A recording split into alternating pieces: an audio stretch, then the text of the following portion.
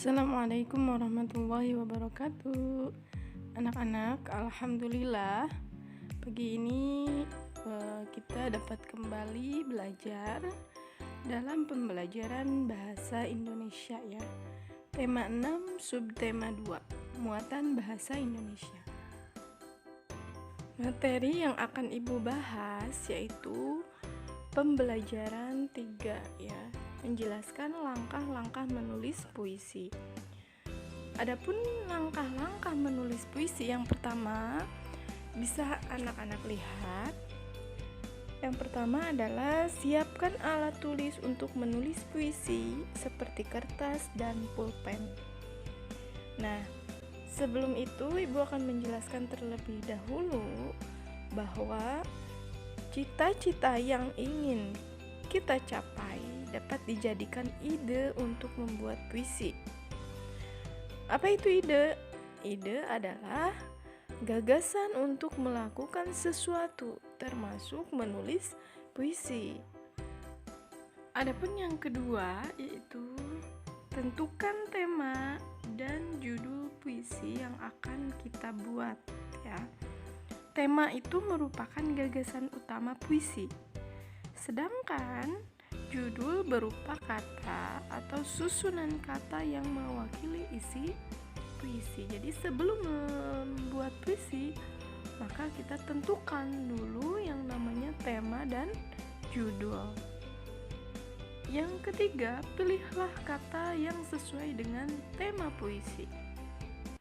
Yang ketiga ini artinya kita harus memperhatikan kata-kata yang digunakan dalam puisi tersebut.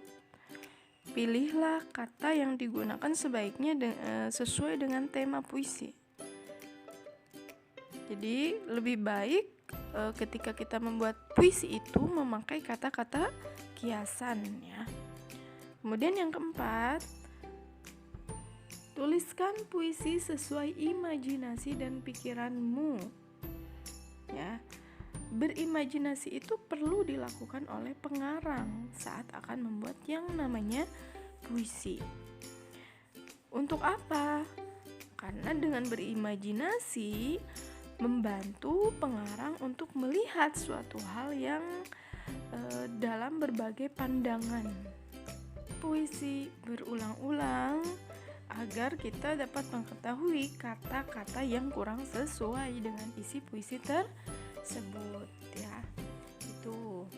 Jadi di sini ada langkah-langkah menulis puisi. Tadi ada 5 langkah. Bisa anak-anak nanti diulangi kembali. Kemudian di sini menjelaskan makna yang terkandung dalam puisi.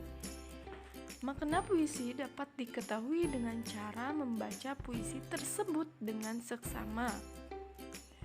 Adapun cara memaknai puisi karya pribadi juga sama dengan cara memaknai puisi karya orang lain ya. Ketika kita akan memaknai yang namanya puisi, maka yang pertama itu hal yang harus dilakukan adalah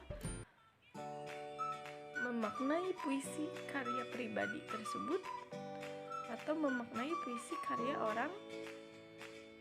Puisi itu sendiri ditulis tidak hanya untuk keindahan, melainkan untuk menuangkan pikiran dan gagasan tentang satu hal, seperti cita-cita.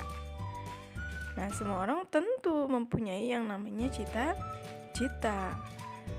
Menuangkan gagasan tentang cita-cita dalam bentuk puisi menunjukkan bahwa cita-cita tersebut berharga bagi pengarangnya. Nah, untuk makna puisi itu sendiri dapat dilakukan dengan cara memahami setiap larik atau baris puisi serta memaknai keseluruhan bait puisi. Setiap larik dan kata dalam puisi itu mempunyai makna. Ya. Jadi setiap kata yang ada dalam puisi mempunyai yang namanya makna. Anak-anak bisa perhatikan langkah-langkah menentukan makna puisi karya pribadi berikut ya. Yang pertama, tentukan tema puisi. Yang kedua, temukan hal-hal penting dalam puisimu dengan menggunakan kata tanya. Apa, siapa, bagaimana, dan di mana. Kemudian cari arti kata yang sulit ya. Kemudian yang keempat, tentukan makna setiap lirik puisi ya. Yang kelima, buatlah kalimat yang mewakili makna setiap lirik puisi tersebut. Dan yang keenam, rangkailah kalimat yang berisi makna setiap lirik untuk memaknai bait puisi tersebut. Jadi, seorang pengarang merupakan pekerja seni sastra tulis yang membuat sebuah puisi. Perhatikan kembali ciri-ciri puisi berikut ya. Sebelum itu, adakah di antara kalian yang bercita-cita menjadi pengarang? Atau karangan seperti apa yang akan kalian buat jika menjadi pengarang? Nah, seorang pengarang itu merupakan pekerja seni sastra tulis. Salah satu jenis karya dari pengarang adalah puisi. Puisi yang dikarang berisi imajinasi dan pendapat pengarang tentang suatu kejadian, kemudian dirangkai menggunakan kata-kata yang indah. Nah, sering sekali kata-kata dalam puisi tersebut memiliki sebuah makna. Tapi puisi itu menggunakan kata dan kalimat yang lebih pendek dibandingkan dengan karangan lain ya. Kalau puisi menggunakan kata-kata yang bermakna namun singkat, tapi kalau karangan lain itu menggunakan kalimat yang lebih panjang ya. Kemudian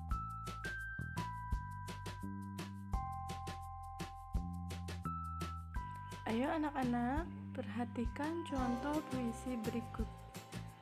Judul puisi Menjadi Seorang Dokter. Pengarang Uni. Makna puisi menjadi seorang dokter menceritakan tentang cita-cita Uni menjadi seorang dokter. Uni ingin mengobati orang sakit dan berguna bagi sesama. Kalau anak-anak mempunyai cita-cita misalkan ingin menjadi seorang guru, maka tulis judul puisinya Menjadi Seorang Guru. Atau cita-cita menjadi seorang pilot, maka tulis judul puisinya Menjadi Seorang Pilot ya. Di sini ada puisi Aku ingin menjadi seorang dokter agar bisa mengobati orang sakit. Aku ingin semua orang menjadi sehat. Aku ingin menjadi seorang dokter agar bisa menolong orang lain, agar menjadi orang yang berguna. Ya, nanti mungkin di sekolah nanti ibu contohkan, kemudian ibu tes satu-satu anak-anak untuk membaca sebuah puisi ya. Jadi membuat puisi itu membuat sebuah karya pribadi ya, yang ditulis oleh seorang penulis. Kemudian selanjutnya, membuat puisi pribadi berdasarkan gambar. Kamu sudah mahir membuat dan memaknai puisi. Memaknai puisi berarti menjelaskan arti dari puisi. Dengan memaknai puisi, kita dapat mengetahui pesan yang terkandung dalam puisi tersebut. Dan setiap puisi yang kita buat itu mempunyai makna. Puisi dapat dibuat berdasarkan pengalaman, kemudian berdasarkan peristiwa atau fenomena. Kemudian puisi dibuat berdasarkan sesuatu yang diingat, dirasakan atau dilihat ya. Gambar merupakan objek yang dapat dilihat. Gambar juga dapat menjadi inspirasi pengarang untuk membuat puisi. Anak-anak bisa memperhatikan gambar yang ada di halaman 47 ya, di buku Bu Pena C. Di sini ada gambar seorang polisi.